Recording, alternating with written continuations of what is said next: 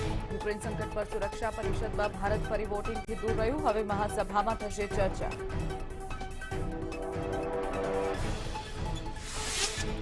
પુતિને nuclear ફોર્સની કરી high alert. તો યુક્રેને એન્ટી એરક્રાફ્ટ સ્ટ્રિંગર મિસાઇલ આપશે અમેરિકા. કેન્દ્રીય ગૃહમંત્રી અમિત શાહ 13 માર્ચે આવશે ગુજરાત. સુરતના સુમુલ દ્વારા આયોજિત ખેડૂત અને પશુપાલન સંમેલનમાં આપશે હાજરી. સીએમ ભૂપેન્દ્ર પટેલ આજે જૂનાગઢની મુલાકાતે ભવનાથ મંદિરમાં દર્શન અને પૂજન અર્ચન કરશે.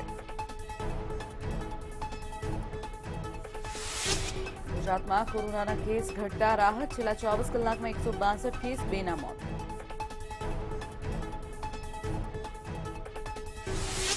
સુરતના મોરા ગામમાં લાગેલી બિલ્ડિંગની આગ કાબૂમાં. ફાયર સેફટીનો અભાવ સામે આવ્યો.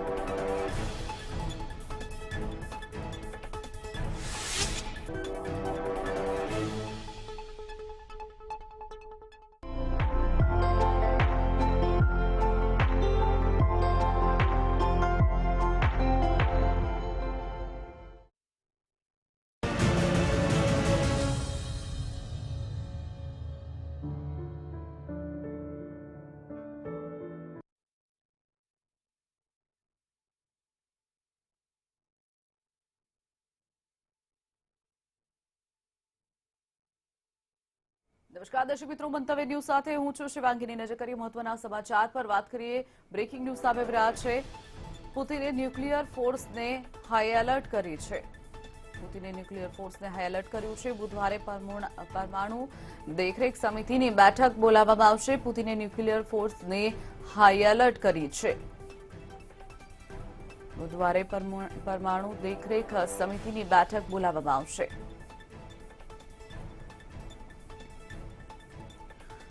યુક્રેન સંકટ પર સુરક્ષા પરિષદમાં વધુ એક વખત જે વોટિંગ થયું ત્યારે હવે મહાસભામાં ચર્ચા થશે.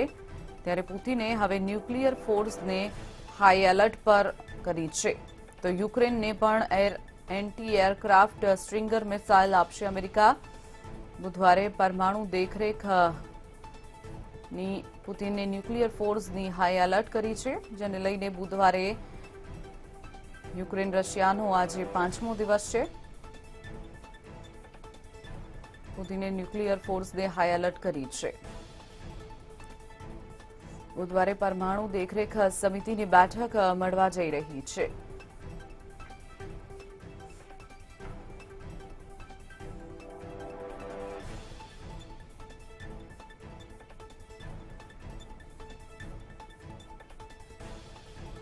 પુતિને ન્યુક્લિયર ફોર્સને હાઈ એલર્ટ કરી છે. સાથે જ ન્યુક્લિયર ફોર્સને હાઈ એલર્ટ કરતાની સાથે જ પરમાણુ જે દેખરેખ સમિતિ છે તેની બુધવારે બેઠક મળવા જઈ રહી છે.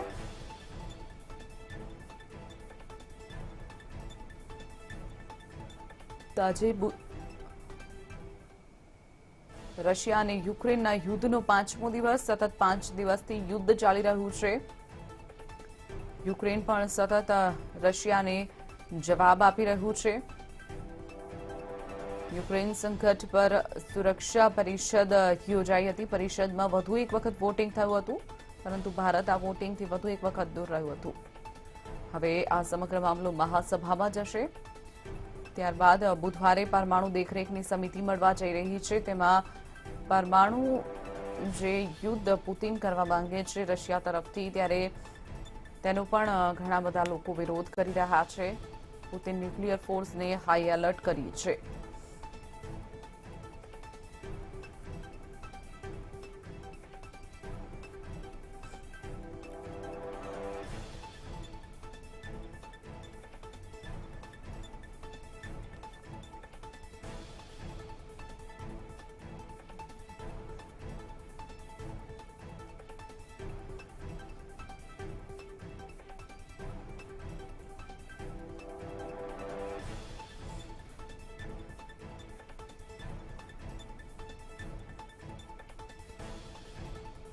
યુક્રેન પર રશિયાનું આક્રમણ સતત ચાલુ છે. આજે 5મા દિવસે પણ આક્રમણ ચાલી જ રહ્યું છે. સંયુક્ત રાષ્ટ્ર સુરક્ષા પરિષદની જે બેઠક મળી હતી, વધુ એક વખત તેમાં વોટિંગ થયું. સ્પેશિયલ ઇમરજન્સી સેશન માટે મતદાન મોકલવામાં આવ્યું હતું. આ પ્રસ્તાવની તરફેણમાં 11 અને વિપક્ષમાં 1 વોટ પડ્યો છે. ભારત, ચીન અને યુએઈ ફરી એક વખત વોટિંગથી દૂર રહ્યા છે. રાજધાની કીવમાં હજુ પણ સતત યુદ્ધ ચાલી જ રહ્યું છે. યુરોપિયન યુનિયન યુક્રેને 45 કરોડ યુરોપની કિંમતના હથિયારો તેને યુરોપને પૂરા પાડવામાં આવશે. સ્વીડનના 500 એન્ટી ટેન્ક મિસાઇલ યુક્રેનને મોકલવામાં આવશે. રશિયા માટે લગભગ સમગ્ર યુરોપની એરસ્પેસ બંધ કરી દેવામાં આવી છે. યુરોપિયન યુનિયનમાં રશિયન સેન્ટ્રલ બેંક સાથે લેવડ-દેવડ પર પણ પ્રતિબંધ મૂકી દેવામાં આવ્યો છે. રશિયાના ચલણ રૂબલની કિંમતમાં ઐતિહાસિક ઘટાડો નોંધાયો છે. ઉલ્લેખનીય છે કે સતત યુદ્ધની વચ્ચે તમામ દેશો જે રીતે રશિયાનો વિરોધ કરી રહ્યા છે, ત્યારે કેટલાક પ્રતિબંધો પુતિન અને તેના જે ઉચ્ચ અધિકારીઓ છે તેની ઉપર પણ લાદી દેવામાં આવ્યા છે.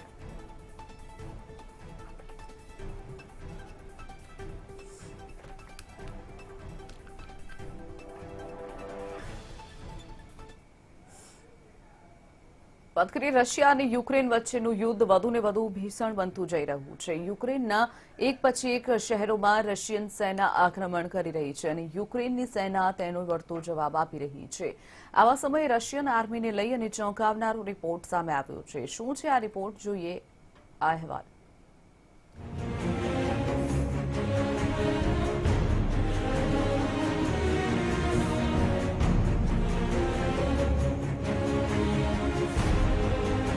યુક્રેન પર કબજો જમાવવા પુતિન અડગ. એક પછી એક શહેરમાં ઘૂસી રહી છે રશિયન સેના.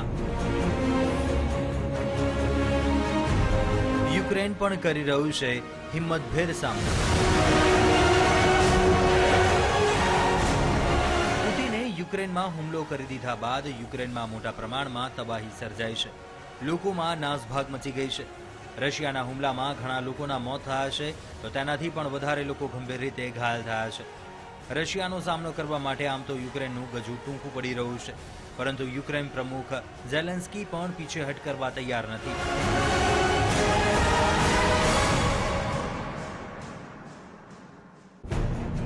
આ તરફ રશિયન સેનાની આગેકૂચ યુક્રેનના અનેક સ્થળોને તબાહ કરી રહી છે. રશિયા શક્ય તેટલી વહેલી તકે યુક્રેનની રાજધાની કીવને પોતાના કબજામાં લઈને યુદ્ધને પોતાની તરફેણમાં કરવા માંગે છે. બંને દેશોમાં અત્યાર સુધીમાં મોટી સંખ્યામાં લોકોએ જીવ ગુમાવ્યા છે.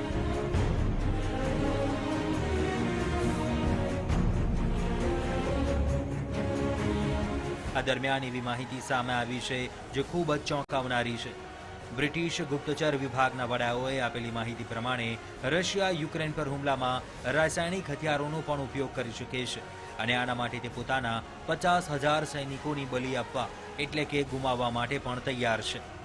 ગુપ્તચર વિભાગના વડાઓએ કહ્યું કે રશિયા તેના 50,000 સૈનિકોને પણ મરવા માટે છોડી શકે છે, કારણ કે રશિયાના રાષ્ટ્રપતિ વ્લાદિમીર પુતિન કોઈ પણ કિંમતે આ યુદ્ધ જીતવા માંગે છે. સૂત્રોના જણાવ્યા પ્રમાણે પુતિન પોતાના જ સૈનિકોના મોતથી ચિંતિત નથી. એવું કહેવામાં આવી રહ્યું છે કે અત્યાર સુધીમાં 4,000થી વધુ રશિયન સૈનિકો મૃત્યુ પામ્યા છે. માર્યા ગયેલા સૈનિકોમાં ઘણા રશિયાના સૌથી વધુ અનુભવી દળ સ્પેટ્સનાઝ અને એરબોર્ન યુનિટના છે. એવી આશંકા છે કે પુતિન લશ્કરી વડાઓને વધુમાં વધુ ક્રૂર રણનીતિનો ઉપયોગ કરવાનો આદેશ આપી શકે છે. આવી સ્થિતિમાં સંકેત રાસાયણિક હથિયારો તરફના જણાઈ રહ્યા છે. બ્યુરો રિપોર્ટ, મંતવ્ય ન્યૂઝ. વાત કરીએ યુક્રેનમાં રશિયાના હુમલા બાદ ત્યાં રહેતા ભારતીય વિદ્યાર્થીઓની સ્થિતિ કફોડી બની ગઈ છે. હુમલાને લઈને ચિંતામાં આવી ગયેલા ભારતીય વિદ્યાર્થીઓ પોલેન્ડ તરફ રવાના થયા અને 40 કિલોમીટર જેટલું અંતર કાપીને યુક્રેન પોલેન્ડની સરહદ પર પહોંચ્યા. જોકે પોલેન્ડમાં તેમને એન્ટ્રી નથી આપવામાં આવી, જેને લઈને વિદ્યાર્થીઓની હાલત કફોડી બની છે. વિદ્યાર્થીઓ બોર્ડર પાસે બેસી ગયા છે. બીજી વખત બોર્ડર પર તૈનાત યુક્રેનના સૈનિકોએ કેટલાક વિદ્યાર્થીઓને એવું કહ્યું હતું કે ભારત સરકારે તેમને મદદ નથી કરી, તેથી તેઓ તેમને જવા નહીં દે અને ફાયરિંગ કરીને ડરાવ્યા હતા. વિદ્યાર્થીઓ વિડીયો વાયરલ કરી અને ભારત સરકાર પાસે મદદ માંગી રહ્યા છે. જી અમે આજે નીકળ્યા હતા પોલેન્ડની બોર્ડર જવા. અમને એવો હોપ હતો કે પોલેન્ડની બોર્ડરથી અમને ઇન્ડિયન સ્ટુડન્ટ્સને જવા દેશે ફ્રીલી, પણ એવું નહીં થઈ રહ્યું. અહીંયા સવારથી બહુ બધા લોકો અહીંયા ઇન્ડિયન સ્ટુડન્ટ આવી ચૂક્યા છે. અહીંયાથી બ્લોક છે રોડ, આવા 3 ચેક પોઈન્ટ છે આગળ, અને બધી જગ્યાએ મિલિટરી ફૂલ વેપન સાથે છે અને કોઈ પણ આગળ જાય એમને રોકી શકે છે. અમે 40 કિલોમીટર સુધી આવ્યા છે, બૂટ ચપ્પલ અને બધું. હવે અહીંથી પાછા જવાની હાલત નથી અહીંયા રોકાવાની હાલત, અને રાત્રે -15 ડિગ્રી સેલ્સિયસ સુધી ટેમ્પરેચર જઈ શકે છે. આ કન્ડિશનમાં હવે અમે શું કરીએ, અમારી જોડે કોઈ રસ્તો નથી બચ્યો. તો તમે અત્યારે જેમ જોઈ શકો છો, અમને એવું કહેવામાં આવ્યું હતું કે પોલેન્ડની બોર્ડર સેફ છે સૌથી વધારે, તો તમે ત્યાંથી સેફલી સિક્યોરલી જઈ શકશો, બોર્ડર ક્રોસ કરી શકશો. પણ અમને જેવા અહીંયા આવ્યા, અમે 30 કિલોમીટર ચાલતા આવ્યા એટલે થોડું મોડું થઈ ગયું. જે સવારે બધા પબ્લિક હતી એ બધી પબ્લિકને અમુકને ફર્સ્ટ બોર્ડર ક્રોસ કરવા દીધી છે, પણ સેકન્ડ બોર્ડર ક્રોસ કરતાં અમને એવા સમાચાર મળી ગયા, એવા અમને સોર્સિસ મળ્યા છે કે આમની આર્મીને એવા સમાચાર મળ્યા કે ઇન્ડિયા યુક્રેનને હેલ્પ નથી કરતું, એટલે એમના જે અમારા ઇન્ડિયન સ્ટુડન્ટ છે એ લોકોને અહીંયા જ રાખવામાં આવશે. પહેલાં એમને હેલ્પ કરશો તો જ તમને ઇન્ડિયન સ્ટુડન્ટ્સ પાછા મળશે, એવી સૂચનાઓ આપવામાં આવી છે. એટલે બધા જ ચેકપોસ્ટ બંધ કરી દીધા છે. અહીંયા આર્મી છે બધે જ. તો હવે અમે અહીંયા ફસાઈ ગયા. રાજ્યના મુખ્યમંત્રી ભૂપેશ બધેલ યુક્રેનથી વિશેષ ફ્લાઇટ દ્વારા ભારત પરત આવેલા છત્તીસગઢના વિદ્યાર્થીઓ સાથે મુલાકાત કરી. જુઓ શું કહી રહ્યા છે વિદ્યાર્થીઓ.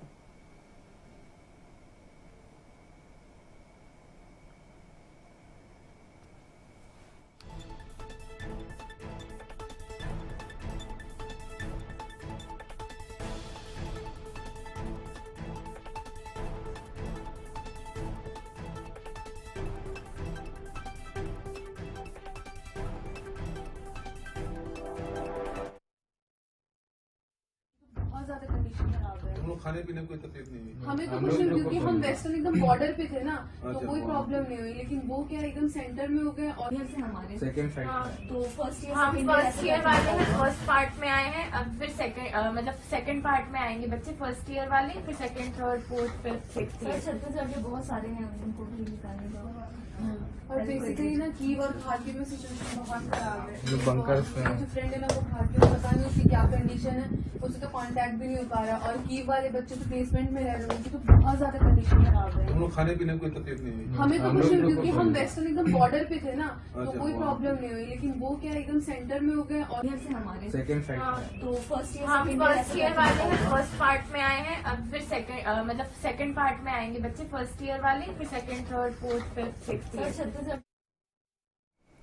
યુક્રેન પર રશિયાના હુમલા બાદ ભારત તેના ફસાયેલા નાગરિકોને બચાવવા માટે કામગીરી તેજ કરી રહ્યું છે. યુક્રેનની એરસ્પેસ બંધ કર્યા પછી ભારત રોમાનિયા, હંગેરી, પોલેન્ડ અને સ્લોવાકિયા સાથેના સરહદ ચોકીઓ દ્વારા ત્યાં ફસાયેલા ભારતીય નાગરિકોને બહાર કાઢી રહ્યું છે. બીજી તરફ આ મુદ્દે રાજનીતિ શરૂ થઈ ગઈ છે. આ દરમિયાન કોંગ્રેસના પૂર્વ અધ્યક્ષ રાહુલ ગાંધીએ રવિવારે વડાપ્રધાન નરેન્દ્ર મોદી પર આકરા પ્રહાર કર્યા હતા. તેમણે કહ્યું કે વડાપ્રધાન માત્ર દેશનું ધ્યાન ભટકાવવા માટે તેમણે ટ્વીટ કરીને કહ્યું, આપણા દેશને કાર્યવાહીની જરૂર છે. પીએમ માત્ર ધ્યાન ભટકાવે છે.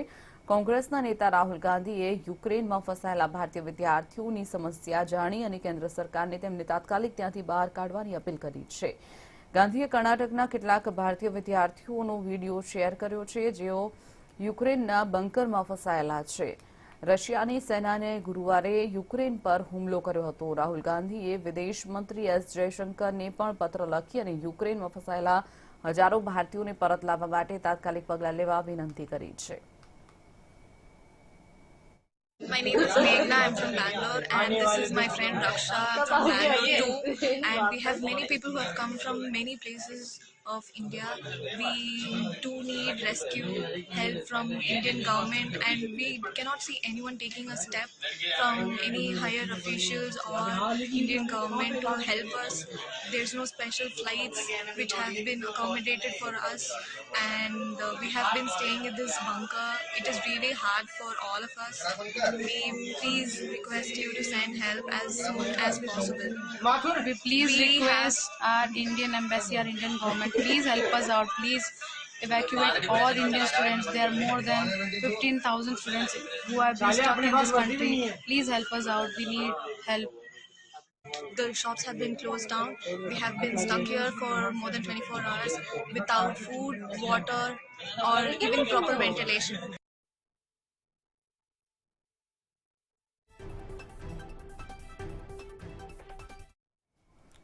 આગળ વાત કરીએ ઉત્તર પ્રદેશની. ઉત્તર પ્રદેશ વિધાનસભાની ચૂંટણીના 5મા તબક્કાનું મતદાન યોજાયું, જેમાં 12 જિલ્લાની 61 બેઠક પર મતદાન થયું. સાંજના 5 વાગ્યા સુધીમાં સરેરાશ 54% જેટલું મતદાન થયું હતું. ચૂંટણી પંચના જણાવ્યા પ્રમાણે 5મા તબક્કાનું મતદાન સવારે 7 વાગ્યે શરૂ થયું હતું અને સાંજના 6 વાગ્યા સુધી ચાલ્યું હતું. 5 વાગ્યા સુધીમાં અમેઠીમાં 52.82%, રાયબરેલીમાં 56%, સુલતાનપુરમાં 54.91%, ચિત્રકૂટમાં 59.50%, પ્રતાપગઢમાં 50.20% મતદાન થયું છે. મહત્વનું છે કે 61 વિધાનસભા બેઠક માટે 693 ઉમેદવારો મેદાને હતા, જેમાંથી 90 જેટલી મહિલા ઉમેદવારો હતી.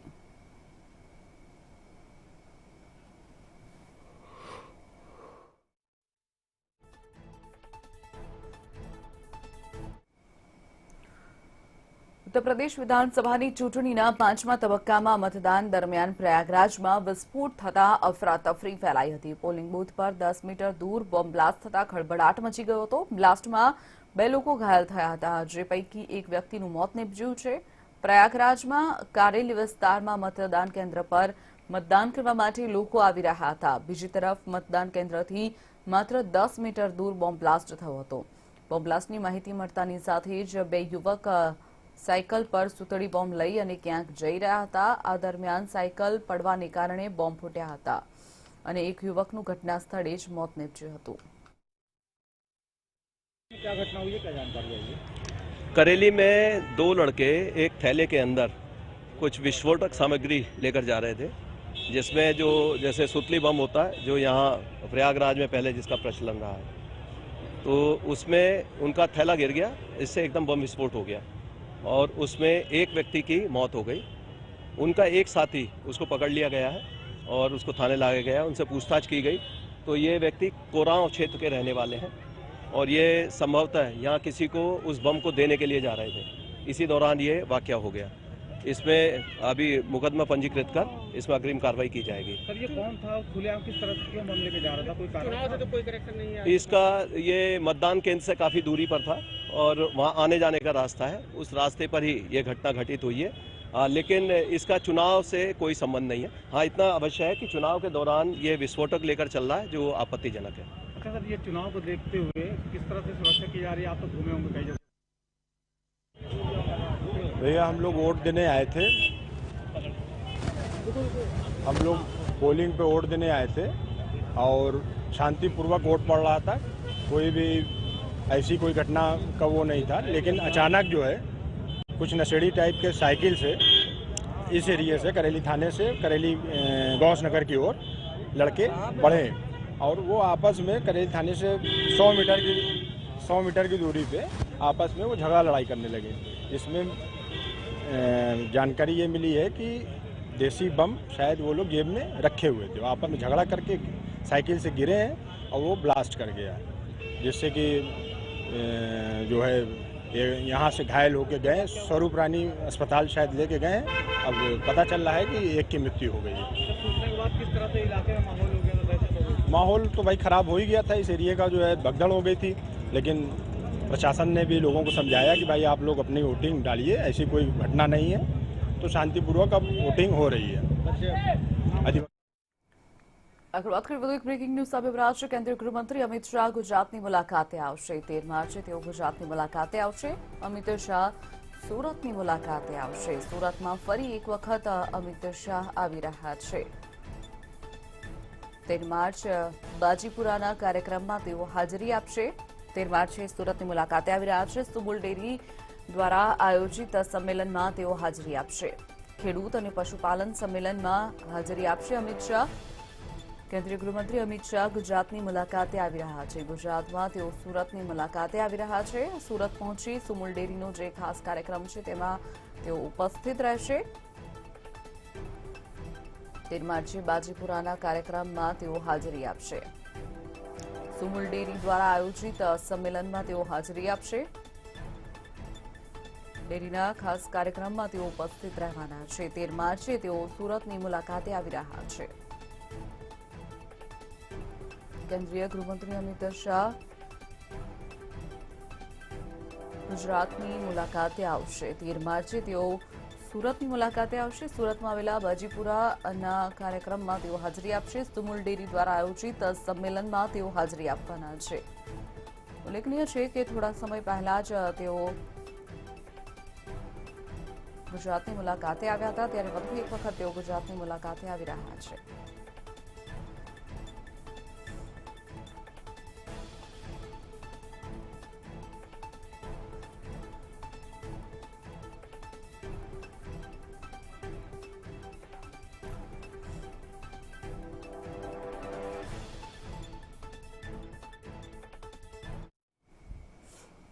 વાત કરીએ વધુ એક બ્રેકિંગ ન્યૂઝ સામે રહ્યા છે. જૂનાગઢ તરફથી સીએમ ભૂપેન્દ્ર પટેલ આજે જૂનાગઢની મુલાકાતે જશે.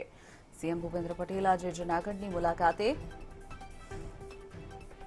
ભવનાથ મંદિરમાં દર્શન અને પૂજા અર્ચન કરશે. શિવરાત્રીનો મેળો જે રીતે યોજાયો છે જૂનાગઢમાં, ત્યારે દર્શન કર્યા બાદ ગોરક્ષનાથ આશ્રમની તેઓ મુલાકાત લેશે. મહામંડલેશ્વર ભારતીજીના સમાધિના પણ તેઓ દર્શન કરશે. પૂજ્ય ભારતી બાપુની મૂર્તિનું અનાવરણ તેમના હસ્તે કરવામાં આવશે. સીએમ ભૂપેન્દ્ર પટેલ આજે જૂનાગઢની મુલાકાતે. ઉલ્લેખનીય છે કે જૂનાગઢમાં જે શિવરાત્રીનો મેળો યોજાયો છે ત્યારે તેઓ જૂનાગઢની આજે મુલાકાતે જશે. એક તરફ જૂનાગઢના મેળામાં પણ તેઓ ખાસ હાજરી આપશે, ત્યારબાદ તેઓ દર્શન કરશે. મહામંડલેશ્વર ભારતીજીના સમાધિની પણ તેઓ દર્શન કરશે. પૂજ્ય ભારતી બાપુની મૂર્તિનું તેમના હસ્તે અનાવરણ થશે. ઉલ્લેખનીય છે કે આવતીકાલે શિવરાત્રી છે અને જૂનાગઢમાં જે મહાશિવરાત્રીનો મેળો યોજાયો છે તેમાં ખાસ ઉપસ્થિત રહેશે.